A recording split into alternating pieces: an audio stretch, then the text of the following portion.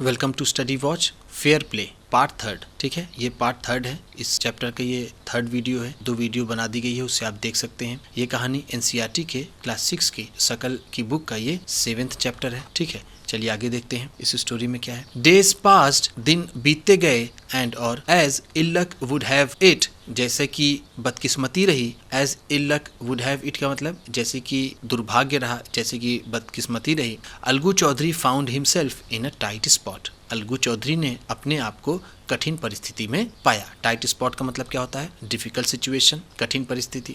One of his fine pair of bullocks died, उसके एक जोड़ा जो था उसका बुलक्स का, बैलों का, उनमें से एक मर गया। ठीक है, एंड और he sold the other two Samjhu Sahu, a cart driver of the village, और उनमें से एक जो बचा, ही सोल्ड द अदर, उसने दूसरे को बेच दिया, टू समझू साहू, समझू साहू को, अ cart driver of the village, जो गांव का एक बैलगाड़ी चलाने वाला आदमी है, उसे उसने बेच दिया। द अंडरस्टैंडिंग वॉज दैट, समझौता इस बात पर हुआ कि साहू वुड पे the price of the bullock in a months time, कि वो महीने भर में उस बुलक के पैसे देगा, उस बैल के पैसे वो महीने भर में देगा। इन अ मंथ्स टाइम का मतलब क्या है? महीने भर में। साहू वुड पे द प्राइस, वो कीमत देगा, अदा करेगा पैसा महीने भर में उस बैल का। इट सो हैपेंड दैट, कुछ ऐसा हुआ कि, इट सो हैपेंड दैट का मतलब क्या है? कुछ ऐसा हुआ कि the bullock died with in a month, कि वो बैल एक ही महीने में मर गया। ठीक है, विद इन अ मंथ का मतलब क्या है? एक ही महीने में। डाइड का मतलब मर गया। इस तरह से हमने देखा दिन गुजरते गए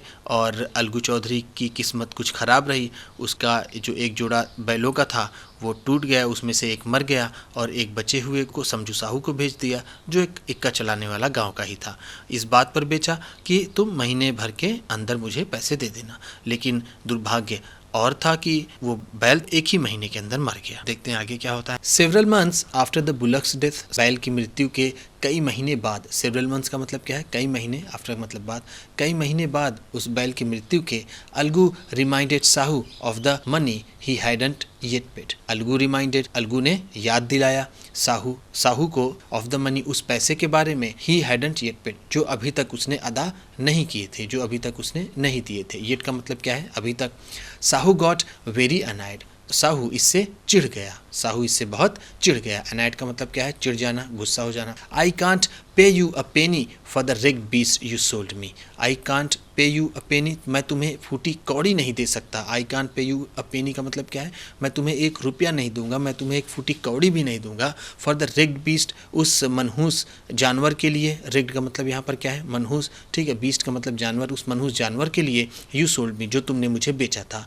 he brought us nothing but रूइन, उसने बर्बादी के सिवा हमारे साथ कुछ नहीं किया, यानी हमारे लिए सिर्फ बर्बादी ही लाया, इसके अलावा और कुछ नहीं लाया वो मनहूस जानवर।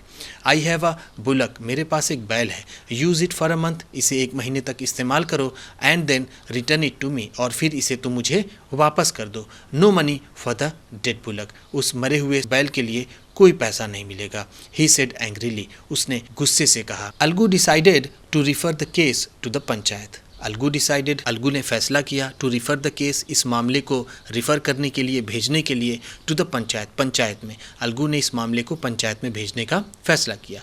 For a second time in a few months, कुछ ही महीनों के दौरान दूसरी बार, फॉर अ सेकेंड टाइम का मतलब दूसरी बार, preparations for holding panchayat were made, panchayat की तैयारियां होने लगी। एंड और बोथ द पार्टीज, और वो दोनों पार्टियां, दोनों पार्टी कौन है? एक अलगू की है और एक समझू साहू की। दोनों पार्टियां स्टार्टेड मीटिंग पीपल, लोगों से उन्होंने मिलना शुरू किया। सीकिंग देयर सपोर्ट, उनका सपोर्ट लेने के लिए, उनका सपोर्ट लेने के लिए गांव वालों का, वो दोनों पार्टियां अलग अलग लोगों से मिलने लगी। ठीक है, चलिए आगे देखते हैं। The panchayat was held under the old banyan tree, panchayat उसी बरगद के पेड़ के नीचे हुई।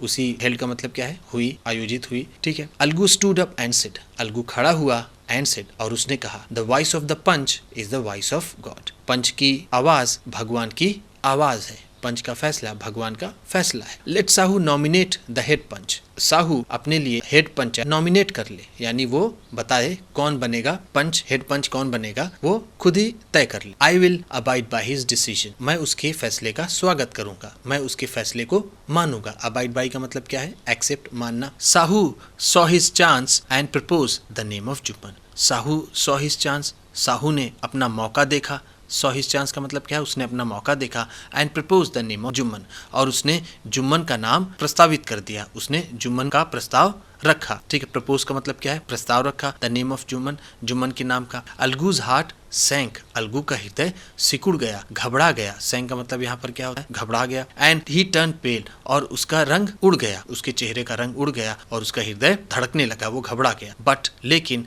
व्हाट कुड ही डू, लेकिन वो कर ही क्या सकता था। The moment Jumman became head panch, जिस क्षण जुम्मन हेड पंच बना, बिकेम का मतलब क्या है, बना। ही रियलाइज्ड हिज रिस्पॉन्सिबिलिटी एज जज, उसने अपनी जिम्मेदारी एक जज की तरह महसूस की। ही रियलाइज्ड हिज रिस्पॉन्सिबिलिटी, उसने अपनी जिम्मेदारी महसूस की एज जज, एक जज की तरह। And the dignity of his office, और जो सम्मान है उसके काम का, उसके ऑफिस का, उसे भी उसने महसूस किया। डिग्निटी का मतलब क्या है, सम्मान। हिज ऑफिस का मतलब अपने काम का, यानी जो उसके ग्रुप में लोग होंगे पंच के, उसको मिलाकर जो ऑफिस बना, जो ग्रुप बना, उसके सम्मान को भी उसने महसूस किया। Could he seated in that high place have his revenge now, क्या ऐसी ऊंचे स्थान पर बैठ करके भी अपना बदला हो सकता है। ही थॉट एंड थॉट, वह सोचता रहा, वो सोचने लगा और सोचने लगा, वो सोचने लगा कि क्या ऐसी जगह पर बैठ करके भी कोई बदला ले सकता है, कोई दोस्त और दुश्मन हो सकता है, उसने ऐसा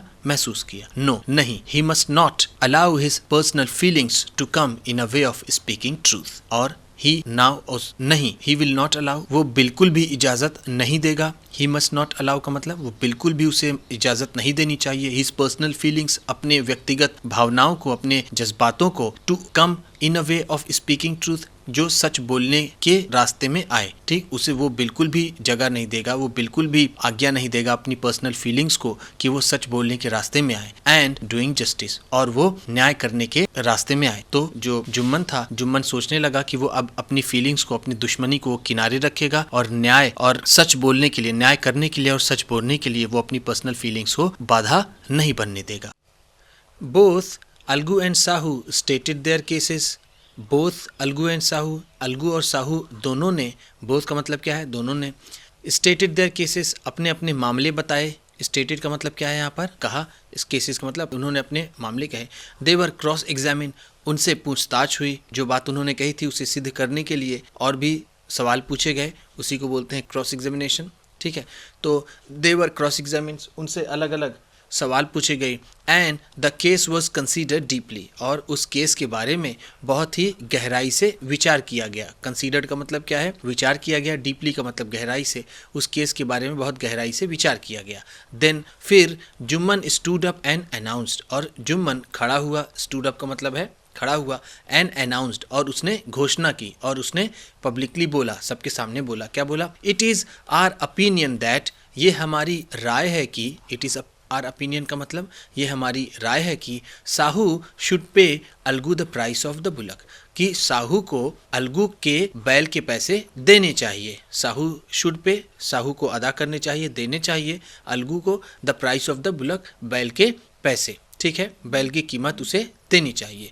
when Sahu bought the bullock, जब साहू ने बैल खरीदा था, it suffered from no disability और डिसीज, तब ये किसी बीमारी से और किसी असमर्थता से ये ग्रसित नहीं था। ये बैल बिल्कुल ठीक ठाक था।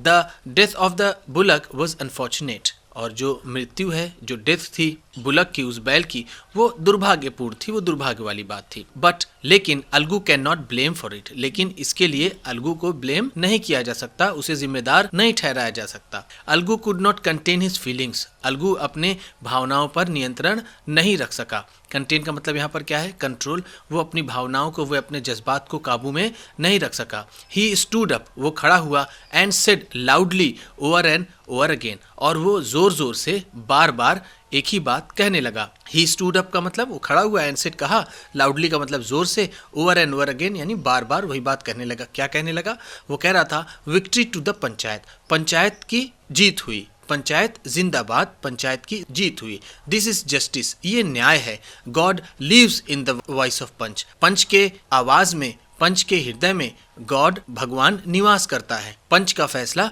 भगवान का फैसला होता है। ठीक, सून आफ्टर, जल्द ही, उसी के जल्द बाद, जुम्मन केम टू अलगू, जुम्मन अलगू के करीब आया, अलगू के पास आया। एम्ब्रेस्ड हिम, एंड सेड, उसे गले लगाया और कहा। एम्ब्रेस्ड का मतलब क्या है? गले लगाया। सिंस लास्ट पंचायत, पिछली पंचायत से, लास्ट पंचायत का मतलब क्या है? पिछली। सिंस का मतलब से, पिछली पंचायत से। I had become your enemy, मैं तुम्हारा दुश्मन बन गया था। आई हैड बिकम, मैं बन गया था, योर एनिमी, तुम्हारा दुश्मन।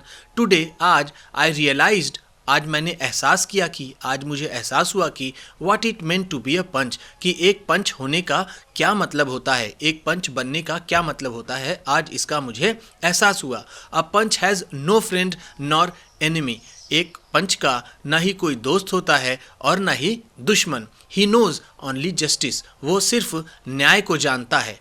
Late no one deviate from the path of justice, किसी को भी अपने न्याय के पथ से कभी विपथ नहीं होना चाहिए, न्याय के पथ से कभी भी किसी को भटकना नहीं चाहिए। एंड ट्रूथ फॉर रिलेशनशिप, और जस्टिस एंड ट्रूथ, सच्चाई और न्याय से किसी को भी भटकना नहीं चाहिए। फॉर फ्रेंडशिप और एनिमिटी, दुश्मनी या फिर दोस्ती के लिए, दुश्मनी या दोस्ती के लिए किसी को भी न्याय और सच्चाई के पथ से हटना नहीं चाहिए। Algu embraced his friend, Algu अपने दोस्त को गले लगाया। एंड वेप्ट, और रोने लगा। And his tears washed away all the dirt of misunderstanding between them, and his tears, और उसके आंसुओं ने, वॉश्ड अवे, बहा दिया, पोंछ दिया, साफ कर दिया, all the dirt of misunderstanding, जो भी गलतफहमी की जो धूल थी, बिटवीन देम, उनके बीच में जो भी गलतफहमी की धूल रिश्ते के बीच में जमी हुई थी, उसके आंसुओं ने उसे सब बहा दिया। ठीक है, देखिए यहाँ पर डिविएट का मीनिंग क्या दिया? मूव अवे फ्रॉम, मतलब रास्ते हट जाना, लीव यानी छोड़ना। ठीक, इस तरह से हमने देखा कि अलगू और जुम्मन में फिर से दोस्ती हो जाती है, वो जब सही फैसला सुनाते हैं और इस तरह से न्याय और सच्चाई की जीत होती है। वीडियो अच्छी लगी हो, अगर आपने इससे कुछ भी सीखा हो तो लाइक कीजिएगा। आप भी किसी को बताना पढ़ाना चाहते हैं तो शेयर कीजिएगा। चैनल पर नए हैं तो सब्सक्राइब कीजिएगा और बेल आइकन भी ज़रूर दबाइएगा। आपके सब्सक्राइब करने से आपको मिलेगी और अच्छी क्वालिटी की वीडियो और हमें मिलेगा हौसला। Thank you.